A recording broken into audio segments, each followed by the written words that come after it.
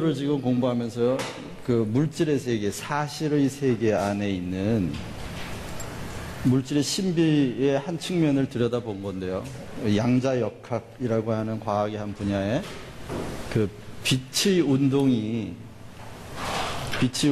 분명히 입자이면서도 파동 운동을 하다가 그것을 사람이 관찰하려고 하면 파동 운동을 하지 않고 입자 운동을 한다 하는 겁니다. 전자가 스스로 자기가 관찰되고 있다는 것을 알고 운동의 형태를 바꾼다는 거죠.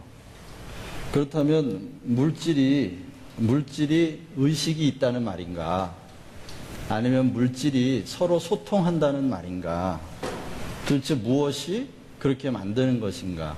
단지 관찰되고 있다는 이유 때문에 물질이 운동하는 방식, 양식을 바꾼다는 것 말입니다. 그리고 참 신기하죠. 그리고 빛의 분자를 하나씩 쏘아도 한꺼번에 쏘는 것하고 똑같은 무늬를 만들어낸다는 거예요. 다시 말하면 전자 하나에 한꺼번에 쏟아지는 모든 빛의 입자의 가능성이, 모든 빛이 그 벽에 닿을 수 있는 모든 가능성이 입자 하나에 다 들어있다. 이런 설명이었어요. 그걸 도대체 과학자들이 이해할 수 없다는 겁니다. 그것이 관찰되기는 하지만 무엇이, 왜 그렇게 그것이 움직이게 하는지 모른다는 거죠. 그러니까 이 창조의 비밀을 인간은 도저히 알 수가 없는 겁니다. 그리고 보지 않았지만 지난번에 그 엔탱글먼트라고 물질이 서로 얽혀 있다고 하는 것을 발견해냈는데, 저렇게 전자와 같은 물질 안에서 떼어낸 두 개의 전자를 우주 바깥에, 한쪽 우주 끝에, 양쪽 끝에 놓아도 한쪽에 어떤 자극을 가하면 반대쪽에 있는 전자에 똑같이 반응을 나타난다. 그럼 모든 물질은 다 연결되어 있다는 겁니다. 온 우주가 하나로 연결되어 있습니다. 무엇이 그것을 얽히게 한다는 것인가 하는 거죠. 그것은 과학자들의 결론은 시간, 그리고 결론 중에 시간과 공간이라고 하는 것은 하나의 커다란 그물처럼 생겨서 실제는 모든 물질이 한 덩어리인데 이것이 분리되어 있는 것처럼 보여주는 일루전, 환상이라는 겁니다. 여러분 눈에 그게 보입니까? 안 보이죠. 예를 들면 커다란 그물이 있는데 그물이 이렇게 가로줄과 세로줄이 만나는 꼭지점이 있잖아요. 그 꼭지점마다 물질이 하나씩 흩어져 있다고 생각해 보세요. 그런데 이 그물을 한 덩어리로 만들면 그 안에 붙어있던 물질들이 다 모이겠지요. 이걸 쫙 피면요, 벌어지겠죠. 시간과 공간이라는 건 이렇게 시간과 공간이 이런 그물처럼 만들어져서 본래 입자는 한 덩어리인데 이게 소위 빅뱅 이론이죠. 빅뱅 하고 빵 터지면서 시간과 공간이라고 하는 그물로 확대가 됐고, 그 시간과 공간이 걸치는 그 교차점마다 물질 하나하나가 퍼졌다는 거예요. 그러니까 실제로는 모든 물질은 다 서로 연결되어 있고 커넥팅되어 있고 소통하고 서로 교류하고 있는데 우리 눈엔 그게 시간과 공간이라고 하는 이 환상, 이게 환상이라는 겁니다. 믿어지세요? 안 믿어지죠? 그러니까 이 창조의 신비 속으로 들어간다고 하면 과학자들의 안내만 잠깐 받아도 이렇게 정신이 몽롱할 정도로 내가 지금 그럼 이렇게 너와 내가 이렇게 물질이 다 하나로 연결되어 있다면 우리가 서로 다 물질적으로도 다 연결되어 있다는 겁니다. 여러분의 몸뚱아리, 나, 다, 전부 다. 왜? 한꺼번에 창조가 됐기 때문에. 다 연결되어 있다는데 우리 도저히 그걸 그렇게 보이지 않잖아요. 서로가 다 연결되어 있다는 게 보입니까? 근데 안 보이는 이것이 환상이라는 거예요. 일루전이라고. 실제는 다 연결되어 있다. 그게 과학자들이 얘기하는 얘기예요. 사실의 세계. 그래서 지난주에 그런 말씀 드렸죠? 사실 안에도 우리가 들여다보지 못하는 그런 진실이 있다. 그렇죠? 과학적 진실은 뭐다? 모든 만물은 다 연결되어 있다. 그리고 물질과 물질은 지금도 서로 무엇으론가 커넥팅 되어 있어서 서로 소통하고 있다는 거예요. 무엇이 그렇게 하겠느냐? 우리가 종교인이 아닌 신앙인으로서 성경을 읽고 있는 기독교인으로서 우리의 결론은 뭘까요? 하나님의 손에 다 붙들려 있다는 거지. 만물, 온 물질. 물질이 소통을 하겠는가 아니면 소통케 하는 어떤 존재가 있느냐 하는 거죠. 그래서요, 지난주에 그런 사실 안에 있는 진실을 들여다보면서 창조의 신비에 접근하는 것이 어쩌면 하나님으로부터 금지되어 있는지도 모릅니다. 우리가 그 창조의 신비 안으로 들어가려고 하면 할수록 하나님은 점점 더 신비 속으로 자신을 감추고 나타나지 않으실 수도 있고, 지금 인간이 도전하고 있는 건 하나님의 본질이라고 말할 수 있는 생명, 그 생명에 지금 도전하고 있죠.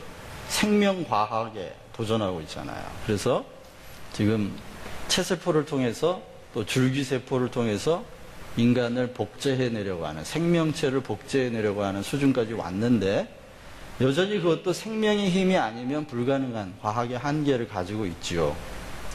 그러나 인간은 끝까지 이 생명의 신비 안으로 들어가려고 할 겁니다. 생명이 무엇인지를 알려고 할 겁니다. 그런데 그게 가능한 일일까? 생명, 그것은 창조주에게 속해 있는 거고, 생명의 신비가 감춰져 있는 것은 피조물과 창조주 사이에 절대 거리를 유지하려고 하는 하나님의 뜻이 저는 거기 있다고 보거든요. 그래서 과학이 아무로 수백만 년, 수억 년이 발달한다고 하더라도 생명의 신비 안으로는 들어가지 못할 것이다. 이게 저의 신앙 고백이에요. 이건 과학적 결론이 아니고 저의 신앙 고백입니다. 자, 그리고 기억하신다면 그렇게 과학자들은 과학적 사실을 어떤 사실을 지금 발견해냈죠. 지금 이런 걸 발견해냈잖아요. 저런 걸 발견해냈지만 여전히 그 발견이 또 다른 발견으로 이어지긴 하지만 그 발견에 한계가 있단 말이죠. 아직도 입자는 뭐고 파동은 뭐냐 이런 질문이 더 남는 거 아니에요. 알면 알수록. 그렇죠? 과학자들의 질문이 그거였잖아요. 도대체 파동은 뭐고 입자는 뭐냐? 왜 입자가 파동 운동을 하는데 파동 운동을 하던 물질은 또 입자 운동을 하는가? 도대체 입자와 파동 사이는 뭐냐? 입자라는 건 만져지는 거잖아요. 파동은 만져지는 게 아니거든요. 그런데 어떻게 입자와 파동 사이에 공통점을 가지고 있고 입자가 파동이면 파동이 곧 입자냐? 빛은 파동이냐 입자냐? 입자이기도 하다가 파동이기도 하고 파동이기도 하다가 입자이기도 한데 누가 그걸 결정하냐 말이에요. 모를 일이죠. 그러니까 인간이 많이 아는 것 같아도 아는 게 없는 겁니다. 그런 인간의 한계를 보는 거죠. 그래서 그 발견이 어디로 이어지느냐? 자신의 한계라고 하는 고백으로 이어지는 거죠. 그렇구나. 인간이 아무리 안다고 해도 아는 건 제한적이고 지엽적이고 한 점에 불과하구나 하는 인간의 자기의 위치에 대한 발견이 그런 거대한 우주를 섭리하시는 하나님 앞에 신앙으로 고백될 수밖에 없다. 그리고 그런 신앙 고백이 나름대로의 표현, 자기가 발견한 진리와 신앙 고백이 섞여져서 표현된 그 책이 뭐라고요? 그게 성경이라는 것입니다. 그게 성경이에요. 그게 말씀이라고요. 그러니까 여러분, 예수님이 광야에서 40일 동안 굶주리셨어요. 배가 고파요. 아마 돌이라도 떡으로 보여서 먹으려고 그럴지 모르겠어요. 40일 금식해 보신 분 한번 손 들어보세요. 없어요? 좋아요. 30일 없어요?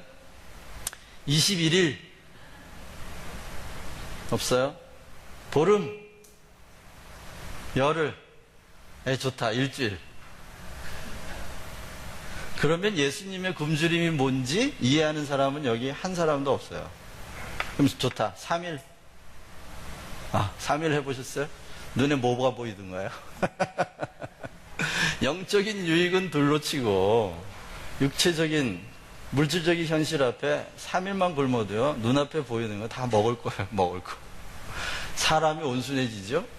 저도 한 일주일 금식을 해본 적이 있는데 사람이 요 악기가 다 빠져나가는 것 같아요. 정말 사람이 천사가 되는 것 같아요. 악한 생각이요? 하나도 안 나요. 무슨 생각하느라고? 먹을 거 생각하느라고. 딴 생각 아무것도 안 나. 내가 천사가 된 것 같아요. 그런데 40일 동안 굶는 그 상황에서요, 능력이 있어요. 자기가 돌을 빵으로 만들 수 있는. 그 마귀가 와서 돌을 빵으로 만들어봐라 그랬는데 예수님이 뭐라 그러시죠? 사람이 산다는 것은 떡으로만 사는 게 아니야. 떡으로만 사는 게 아니야. 여러분, 배고픈 사람에게 있어서 현실은 빵이라고 생각할 거예요. 우리는. 그렇죠. 지금 배고픈 사람에게 있어서 현실은 빵 문제예요. 그러나 40일 이상 굶어보지 않은 사람은 진짜 현실이 뭔지 말할 자격이 없어. 어떤 면에서. 예수님은 40일 동안 굶주렸어요. 인간으로서. 왜? 대답하시는데 대답이 뭐라 하죠? 사람이 라고 대답해요. 사람이. 그러면 지금 예수님이 40일 동안 금식한 사건은 지금 하나님의 아들로 신비한 몸을 가지고 40일을 굶으신 게 아니에요. 뭘로? 100% 완전한 인간으로 40일을 굶으신 거예요. 그런데 예수님이 보실 때, 완전한 인간으로서 예수님이 보실 때 빵보다 더 급한, 더 절박한 현실이 있다는 거예요. 인간에게. 빵보다 더 절실한 현실이 인간에게 있다는 겁니다. 사람이 산다는 것은 인생이란 하고, 여러분, 첫 번째 기독교인이 된다는 것은 인생이란 무엇인가 하는 질문에 대한 분명한 정의를 가지고 계셔야 합니다. 예수님이 광야에서 첫 번째 인간으로 당한 시험이 바로 그거예요. 인생이 뭐냐? 사단이 와서 얘기하는 거예요. 넌 인생이 뭐라고 생각하냐? 인생이란 다른 게 아니야. 네 현실의 부족함을 채우는 것, 그리고 만족을 누리는 게 인생이야. 넌 능력이 있잖아. 돌을 가지고 떡을 만들어. 지금 너에게 가장 절실한 건 빵이잖아. 떡이잖아. 그걸 채우고 그걸 준비하는 것이 인생이야. 가장 중요한 거지. 그때 주님이 빵보다 더 절실한 현실이 있다는 겁니다. 누구에게? 인간에게. 어쩌면 짐승이라면 부족한 걸 채우는 것, 빵의 문제가 전부일 수도 있어요. 그러나 짐승이 아니기 때문에, 사람이기 때문에 빵보다 더 절실하고 절박한 현실 앞에 주님이 계시다는 겁니다. 여러분, 실제로 예수님은요, 예수님이 살아계시는 동안 집중했던 것은 하나님의 나라예요. 하나님의 나라. 하나님의 나라가 오면, 하나님의 나라가 온전한 그 모습을 다 드러내면 하나님의 창조가 완성돼요. 하나님의 창조가 완성될 때 우리 각 개인의 삶과 존재도 완성되는 거예요. 그래서 주님이 집중했던 것은 하나님의 나라예요. 그런데 하나님의 나라를 지향하는 기독교인으로서 가장 중요한 첫 번째 인생관은 뭐다? 빵보다 더